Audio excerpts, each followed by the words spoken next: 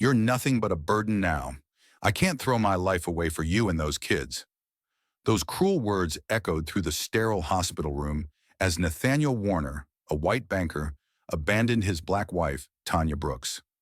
Fighting stage 3 breast cancer, Tanya clung to life, her twin black children, Maya and Miles, sobbing in her arms. Nate walked away, certain she'd never survive. Years later, believing her dead, he built a new life on her ashes. But what if Tanya rose again? How would a mother betrayed reclaim her truth? Will justice shatter his lies? Watch to uncover her fight.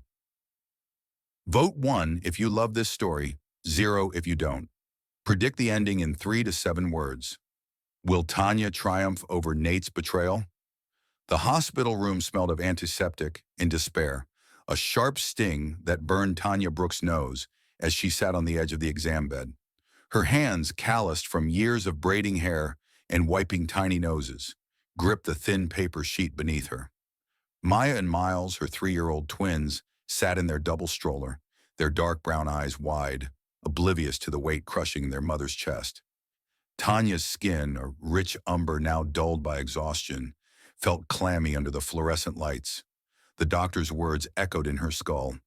Stage 3 breast cancer, aggressive, treatable but tough. Treatable. That word was supposed to be a lifeline, but it felt like a frayed rope slipping through her fingers. How was she supposed to fight this? How was she supposed to keep her babies fed, clean, safe, when her body was betraying her? She glanced at Maya, chewing on a plastic toy giraffe, and Miles, kicking his tiny sneakers against the stroller's frame. Their giggles, soft and fleeting, were the only sound tethering her to hope. Tanya's mind raced. What did stage 3 even mean? Was it a death sentence? She pictured herself wasting away, her kids crying for a mother too weak to hold them. "Stop it," she told herself. "You're not gone yet." But the fear clung like damp clothes, heavy and cold. The door swung open, and Nathaniel Warner, Nate, her husband of 6 years, strode in. His pale skin caught the light, his tailored navy suit crisp, like he'd just stepped out of a boardroom, not a hospital. His blonde hair was slicked back, and his watch, a flashy thing she'd never liked, glinted as he moved. "Tanya, what's going on?" he asked, his voice smooth, almost too smooth, like he was reading from a script. He knelt beside her, taking her hand, his grip firm but oddly mechanical. His blue eyes met hers, but they didn't linger. They darted to the corner of the room, like he was already planning his exit. "It's cancer," Tanya said, her voice barely above a whisper. The word felt foreign, like it belonged to someone else. "Stage 3, breast cancer. They caught it, but it's going to be hard." She waited for him to pull her close, to say something real, something to anchor her. Instead, Nate's jaw tightened, just for a second, before he forced a smile. "Jesus, Tanya, that's a lot." He stood, pacing a small circle, his polished shoes clicking on the linoleum. "We'll figure it out, okay? Together." Together. That word should have warmed her, but it didn't. Tanya's eyes followed him, catching the way his fingers twitched toward his phone in his pocket, the way he glanced at the door like it was calling his name. She'd seen that look before, when he was late for a meeting, when he was dodging her questions about where he'd been. Her stomach knotted. Was he already pulling away? No, she thought, shaking her head. He's just stressed. This is big for him, too. But the doubt crept in, a whisper she couldn't silence. The doctor returned, a clipboard in hand, her face kind but tired. "We'll start chemo next week," she said, glancing between Tanya and Nate. "You'll need support at home, Tanya. The kids, the house. It'll be tough to manage alone." Tanya nodded, her throat tight. She looked at Nate, expecting him to jump in, to say he'd take care of everything. But he was staring at his phone, his thumb scrolling, his face blank. "Nate?" she said, her voice cracking. He looked up, startled, like he'd forgotten she was there. Yeah, of course," he said, slipping the phone into his pocket. "I'll be there." But would he? Tanya's mind spun. She remembered the late nights he'd been working, the way he'd started locking his phone, the way he'd brush off her questions with a laugh that never reached his eyes. She watched him now, leaning against the wall, his arms crossed, his gaze fixed on the floor. There was something off about him, something she couldn't name. Was it fear, or was it something colder? She pushed the thought away, but it lingered like a splinter under her skin. Maya let out a small whine, dropping her giraffe. Tanya reached down, wincing as pain shot through her chest, and picked it up. Her fingers brushed against Nate's jacket, slung over the stroller's handle. Something crinkled in the pocket. A receipt, maybe? She didn't know why it caught her attention, but her hand moved before she could stop it, pulling out a folded piece of paper. A hotel receipt. Downtown Atlanta. Last weekend. Her heart stuttered. He'd said he was at a work conference in Charlotte. Why would he lie about that? Tanya? Nate's voice cut through her thoughts. He was watching her now, his eyes narrow, like he'd caught her doing something wrong. She stuffed the receipt back, her hands shaking. Just getting Maya's toy, she mumbled, avoiding his gaze. Her mind screamed questions. Why a hotel? Who was he with? Was she being paranoid, or was this real? She looked at her twins, their tiny faces so innocent, and felt a surge of resolve. She'd fight for them, cancer or not. But Nate, could she trust him to fight with her? Or was he already slipping away, leaving her to face this alone? Tanya Brooks lay in the dark, the Atlanta apartment's silence pressing against her like a weight. The chemo had left her body hollow, her bones aching as if they'd been scraped clean. Her scarf slipped off, revealing the patchy scalp that made her feel less like herself, her rich brown skin now gray under the moonlight spilling through the window. Maya and Miles slept in their shared crib across the room, their soft breaths the only reminder that she was still fighting. For them. Always for them. But how much fight did she have left? The question clawed at her, relentless. How do you keep going when the man you love looks at you like you're already gone? She clutched the edge of the blanket, her fingers trembling, replaying that text she'd seen on Nate's phone. She won't last much longer. Who was he talking to?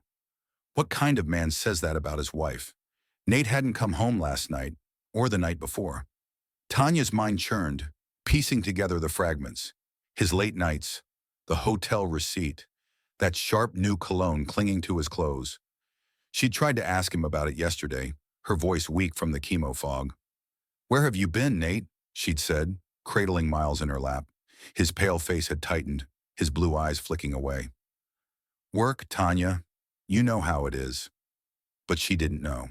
Not anymore. His answers were too quick, too polished, like he'd rehearsed them. She'd wanted to push, to demand the truth, but Maya had spilled her juice, and by the time Tanya cleaned it up, Nate was out the door again.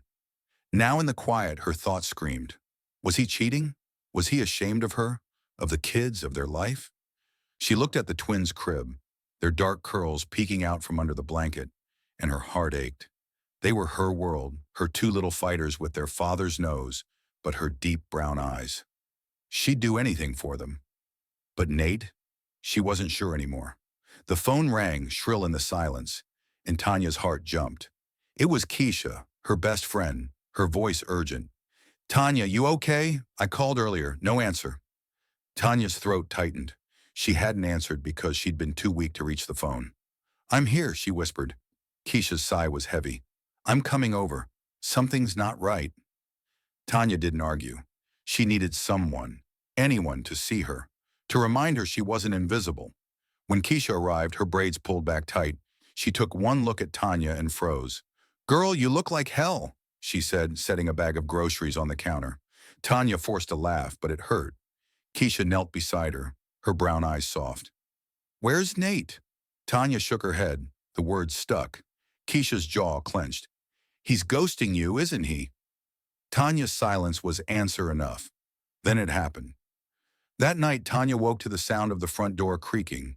Nate's silhouette filled the doorway, his pale skin catching the moonlight. He didn't know she was awake, her eyes half open, watching. He moved quietly, grabbing a duffel bag from the closet. Her heart pounded. Was he leaving? For good? She wanted to call out, but her voice failed her. Then she heard him whispering into his phone, his voice low and cold. "She's nothing now, just a burden. I can't waste my life on her and those kids." The words sliced through her, sharper than any chemo needle. She froze, her breath shallow, as he ended the call and slipped out, the door clicking shut behind him. Keisha came by one evening, a folder tucked under her arm. "Look at this," she said, spreading papers on the kitchen table. A fake death certificate, Tanya's name in bold, stamped with a date she was still breathing. Bank transfers, thousands moved to an account in Nate's name. And an email, half deleted, from Nate to Sophia. "She's gone. We're free now." Tanya's breath caught. Gone? She was right here, fighting for every breath, for every moment with her kids. Her eyes burned, not with tears, but with fury. He'd stolen her money, her name, her life. But why? What was he building with her ashes? Tanya's hands shook as she traced the forged signature on the death certificate. Her mind raced with questions. Was Sophia part of this? Was Nate planning to take the kids too?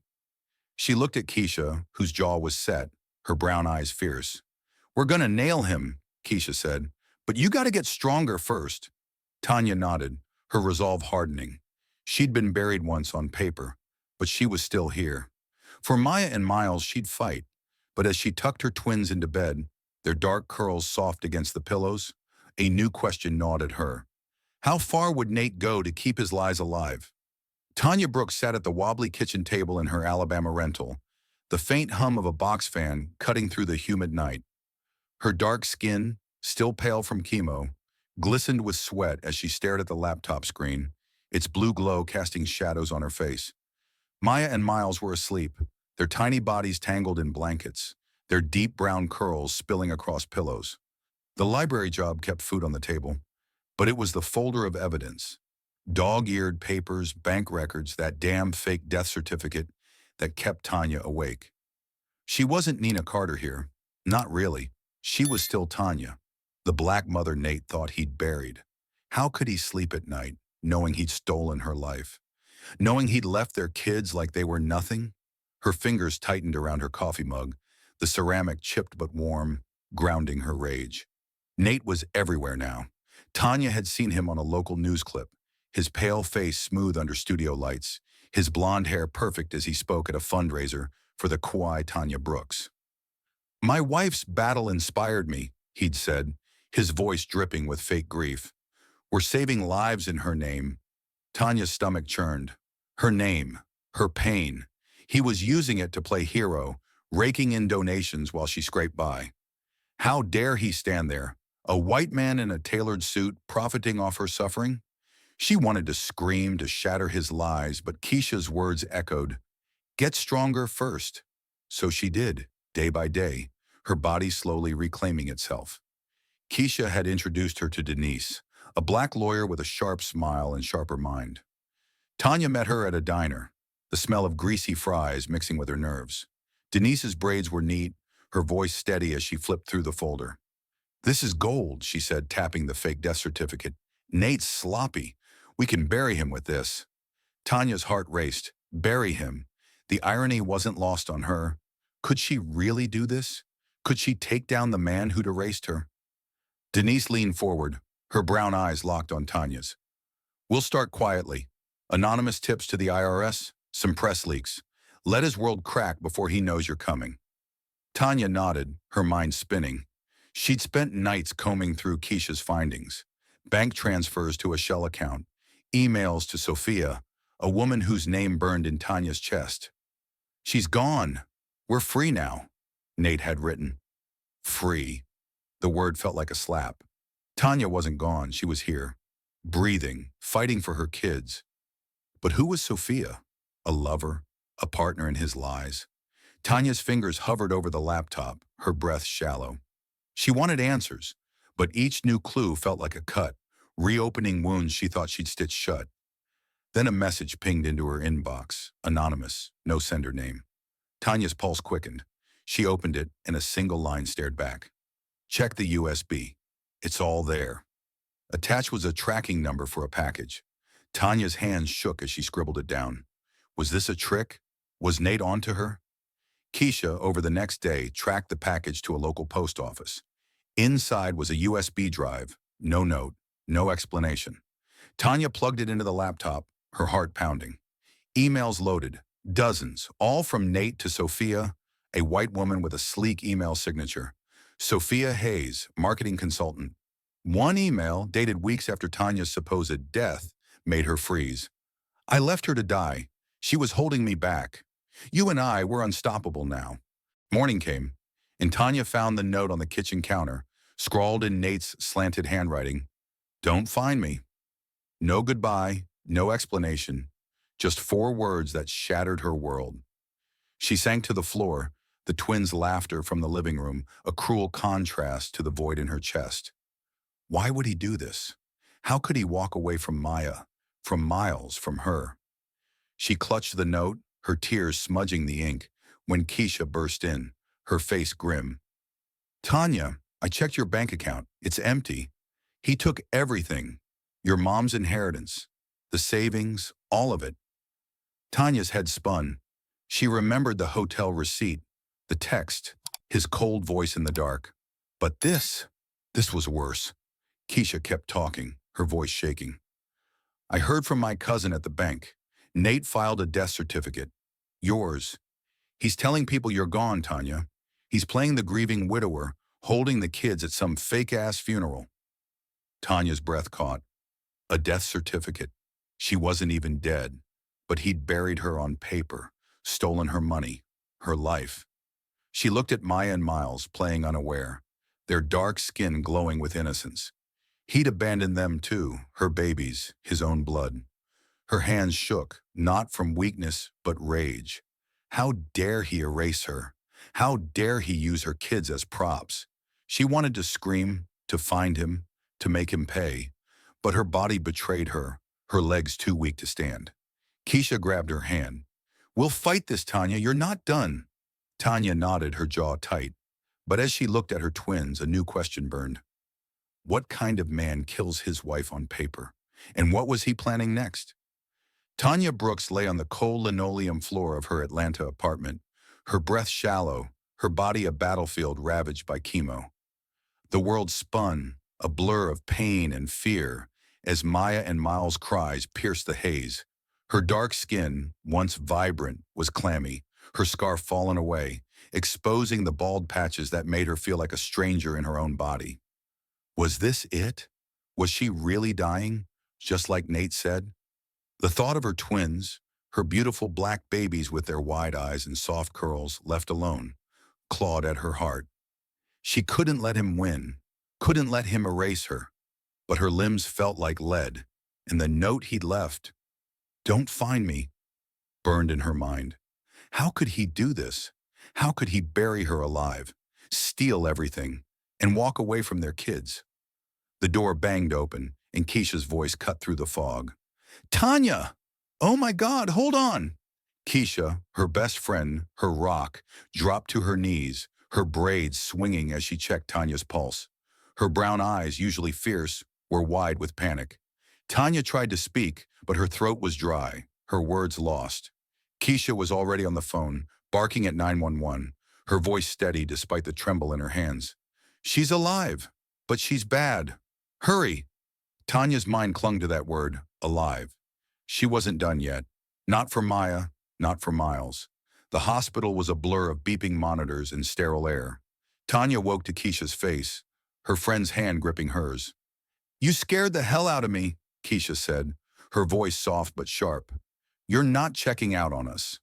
Tanya's lips twitched, a weak smile. Her twins were safe, Keisha said, with a neighbor for now. But the truth hit harder than the chemo. Nate was gone, the bank account was empty, and he'd faked her death. Tanya's chest ached, not from the cancer, but from betrayal. Why would he go this far? What kind of man kills his wife on paper and parades their kids at a fake funeral? Keisha had a plan. We're getting you out of Atlanta, she said, her voice low, like she was planning a heist. Nate thinks you're dead. Let's keep it that way. Tanya's head spun. Leave? Start over? But Keisha was already moving, pulling strings with her social worker connections to get Tanya discharged under a new name, Nina Carter. By the next week, Tanya and the twins were in a small rented house in a quiet Alabama town, far from Nate's lies. The place was old with creaky floors and a leaky sink, but it was safe. hidden. Tanya looked at Maya and Miles playing with mismatched toys on a faded rug and felt a spark of hope. Could she rebuild? Could she be enough for them? She got a job at the local library, shelving books with shaky hands. Her body was weak, her dark skin still pale from chemo, but the work grounded her. Every day she'd watch her twins chase each other in the backyard, their laughter like medicine. But at night, when the house was quiet, Tanya's mind turned to Nate. Keisha had found more. Bank records showing he'd drained her mom's inheritance. Emails he'd sent to a woman named Sophia, promising a new start. Tanya's fingers tightened around her coffee mug, the ceramic warm against her skin. Sophia? Who was she? The name felt like a blade, sharp and personal. Tanya's vision blurred, not from tears but from a fury so deep it felt like fire. Sophia knew. She knew Nate had abandoned Tanya, knew he'd faked her death. But why send this? Tanya's mind raced. Was Sophia turning on him? Had she found his lies too heavy to carry? The USB held more. Bank statements showing Nate funneling donations from the Tanya Brooks into a private account. Tanya's jaw clenched. He wasn't just a liar. He was a thief, stealing her legacy to build his empire. She looked at the twins' bedroom door, picturing their innocent faces. How could he betray them like this? Denise was thrilled when Tanya showed her the USB. "This is our kill shot," she said, her voice low, like a general planning an ambush. They sent more anonymous tips. Tax fraud, charity scams, each one a crack in Nate's perfect facade. Tanya heard through Keisha that a donor had pulled out of Nate's next event and that a reporter was sniffing around. His world was wobbling, and he didn't even know she was the one shaking it. But as Tanya tucked Maya and Miles into bed, their dark skin soft under her touch, a new question burned. When would she step out of the shadows? And when she did, would Nate see her coming? Tanya Brooks stood in front of the mirror in her Alabama rental, her dark eyes steady, her rich brown skin glowing under the soft light. The red dress hugged her frame, a bold choice that hid the scars of chemo and the years of hiding. Her hair, now a short afro, framed her face like a crown. She wasn't Nina Carter tonight. She was Tanya Brooks, the black mother Nate Warner thought he'd erased. Her heart pounded, not with fear but with fire. How could he stand on a stage using her name, her pain, to build his lies? She thought of Maya and Miles, safe with Keisha tonight, their dark curls and bright smiles her reason to fight. Could she do this? Could she walk into his world and tear it down? She adjusted her earrings, her fingers steady. She'd been buried once. Not again. The conference hall in Atlanta buzzed with chatter, chandeliers glinting above a sea of suits and dresses. Tanya slipped in through a side door, her heels clicking on the marble floor. The air smelled of expensive perfume and ambition. On stage, Nate stood tall, his pale skin flawless under the spotlight, his blonde hair slicked back. "The Tanya Brooks is my life's work," he said, his voice smooth, practiced. "My wife's fight with cancer inspires us all." Tanya's stomach twisted. Her fight. He'd left her to die, stolen her money, her name, and now he played the hero. Her hands clenched, nails digging into her palms. How could he lie so easily? How could the crowd clap for a fraud? She moved closer, her red dress a beacon in the crowd. Denise, her lawyer, stood nearby, her braids pulled back, her brown eyes sharp with purpose. They'd planned this for weeks, sending anonymous tips to unravel Nate's empire. Tanya clutched the folder in her purse. Bank records, the fake death certificate, emails from the USB Sophia sent. Sophia. The name still stung. Why had she turned on Nate? Tanya's mind raced, replaying the email. "I left her to die. She was holding me back." Sophia knew everything, yet she'd sent the proof. Was she guilty? Scared?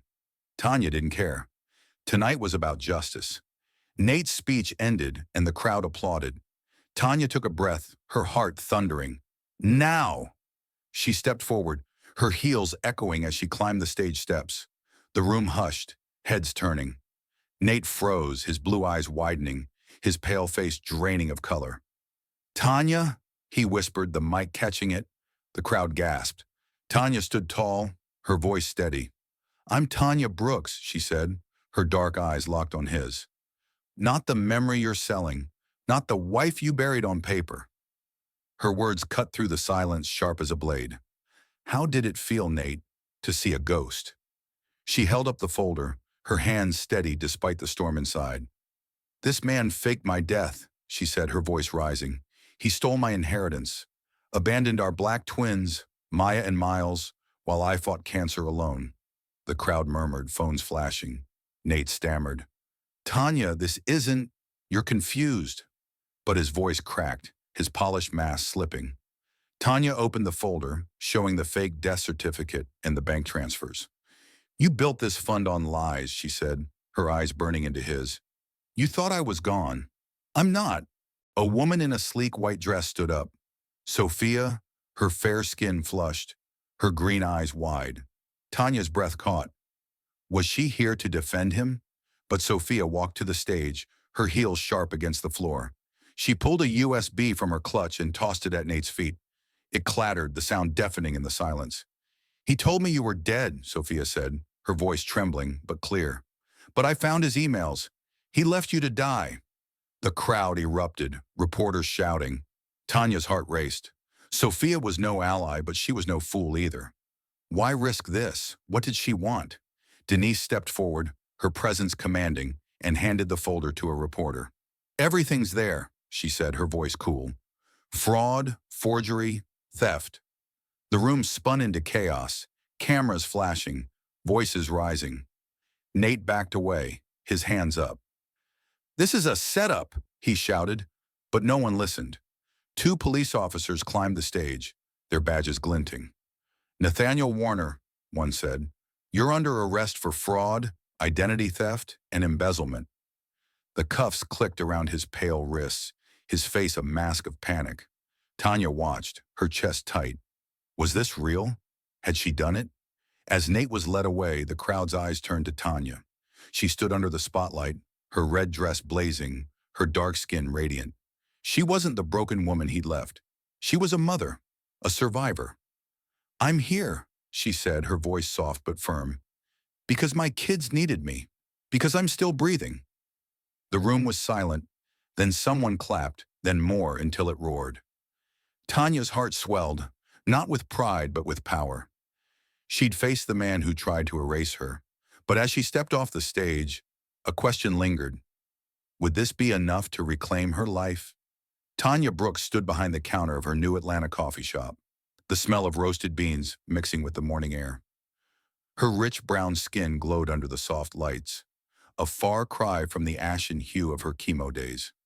Her wig was gone, replaced by a short crop of curls that framed her face like a crown. Maya and Miles darted between tables, their dark skins shining as they chased each other, their laughter filling the space. Tanya's heart swelled. Was this what winning felt like? Not revenge, but rebuilding, living, thriving, despite Nate Warner's attempt to bury her. She'd clawed her way back from the edge, not just for herself, but for her kids, her black babies, her reason to breathe. Yet as she wiped down the counter, a small voice lingered. Could she ever let go of the pain he'd caused? Nate's fall had been swift. The news played it on loop. Nathaniel Warner, the white banker turned fraudster, was convicted of forgery, fraud, and embezzlement. His pale face, once smug under conference lights, was now grim in a mugshot, his blonde hair limp behind bars. Tanya had watched the report on Keisha's old TV, her hands steady but her chest tight. He'd stolen her inheritance, her name, her life, and paraded their kids at a fake funeral. How could she ever forgive that? But as the judge read the sentence, 7 years, Tanya felt no joy, only relief. He was gone. Her twins were safe. That was enough. The coffee shop was her victory. Tanya had poured every cent from her library job and community donations into this place. The walls, painted a warm ochre, held photos of Maya and Miles, their dark eyes sparkling. Customers, mostly locals, called her by name. Tanya, not Nina Carter. She'd taken her identity back, piece by piece. Keisha had been there every step, her braids swinging as she helped paint the walls, her laugh loud when Tanya burned the first batch of muffins. Denise, the lawyer, stopped by weekly, her sharp smile softening as she sipped Tanya's coffee. "You did it, girl," she'd say, her brown eyes proud. Tanya's throat tightened. Had she? Or was she still running from Nate's shadow? Sophia was the surprise. The white woman who'd once been Nate's accomplice, knowingly or not, had reached out after the conference. Tanya met her at a park, wary, her dark eyes scanning Sophia's pale face for lies. But Sophia's hands shook as she apologized, her green eyes wet. "I didn't know the whole truth," she said, handing Tanya a photo of Maya and Miles from Nate's fake funeral. Tanya's heart twisted. Her kids were used as props. But Sophia's guilt was real, and over months they'd started talking. Tentative texts, then calls, then coffee. A friendship, fragile but growing. Could Tanya trust her? Maybe not fully, but it was a start. One evening, as the shop closed, Tanya sat outside with Maya and Miles, the Atlanta skyline glowing in the distance. The twins munched on cookies, their dark curls bouncing as they giggled. Tanya's mind drifted to Nate's words. "You're nothing but a burden." She'd believed him once when her body was weak, her spirit broken. But now, she was everything: mother, survivor, fighter. Her coffee shop wasn't just a business. It was proof she'd risen from his lies. Yet a question lingered. Would the world ever know the full cost of her survival? She pulled Maya and Miles close, their warm bodies grounding her. "We made it, babies," she whispered, her voice steady. "We're stronger than he ever was." Maya looked up, her dark eyes wide. "Strong like you, Mama." Tanya smiled, her heart full. "Stronger."